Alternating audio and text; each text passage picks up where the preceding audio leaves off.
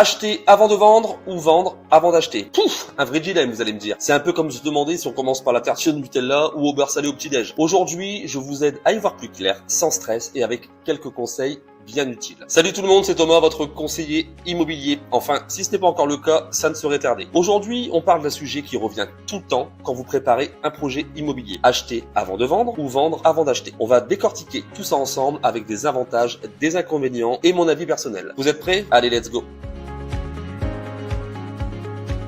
Alors, comme indiqué, acheter avant de vendre. Acheter avant de vendre, ça peut être un vrai confort. Vous avez le temps de chercher votre futur nid douillet tranquillement, sans pression. Vous pouvez prendre votre temps pour visiter, comparer, négocier. Et si vous avez déjà eu un coup de cœur, par exemple, ou que vous visez un quartier super prisé, franchement, ça peut valoir le coup. Imaginez, vous tombez sur la maison parfaite et hop, vous pouvez la bloquer direct. Maintenant, inconvénient, attention, ce confort peut vite tourner en casse-tête si votre maison actuelle ne se vend pas aussi vite que prévu. Parce que là, vous vous retrouverez avec 2 crédits à gérer ou bien devoir baisser le prix de votre bien actuel en urgence pour qu'il parte le plus vite possible. Et les banques, elles ne rigolent pas avec ça du tout. Sachez-le bien. Si vous n'avez pas un bon apport ou une situation financière béton, elles peuvent carrément vous mettre des bâtons dans les roues.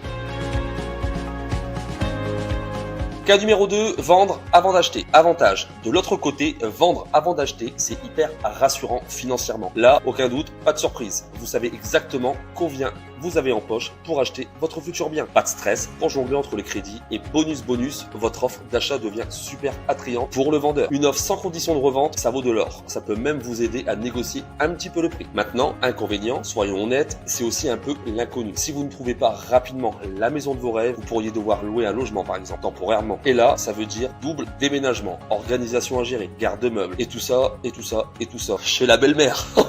On part par là. Non, pas chez la belle-mère. Ça demande donc de la flexibilité et un peu de patience. Mais bon, si vous êtes du genre organisé, ça peut très bien se passer. Conclusion. Allez, dis-le. Conclusion, alors vendre avant d'acheter ou acheter avant de vendre? Franchement, il n'y a pas de bonne réponse. Tout dépend de votre situation, de votre tempérament et de votre tolérance au stress. Perso, je recommande toujours de vendre ou au moins mettre en vente avant d'acheter. Par exemple, si un professionnel de l'immobilier estime votre maison à disons entre 195 et 200 000 euros, là vous savez où vous allez. Vous pouvez avancer sereinement sans risquer les mauvaises surprises financières et surtout aller chez la belle-mère. Et si vous voulez une estimation précise de votre bien, je suis là avec Catherine pour ça. Je passe à domicile, on discute de votre projet et je vous donne une fourchette réaliste basée sur le marché actuel. C'est entièrement gratuit, sans engagement et promis, je viens avec mon sourire... Non. Je viens tout court, sans pression commerciale. En plus, j'ai une petite surprise pour vous. Mon e-book exclusif, les 14 clés pour vendre votre bien au meilleur prix, c'est 100% offert. Et dedans, vous trouverez des astuces vraiment efficaces et sympathiques. Si ça vous intéresse, envoyez-moi un message et je vous l'envoie avec plaisir. Merci d'avoir encore une fois regardé cette vidéo jusqu'au bout. Si elle vous a plu, n'hésitez pas à mettre un petit like ou à partager. On sait jamais, ça peut intéresser un proche. Allez, à très bientôt. Bye bye.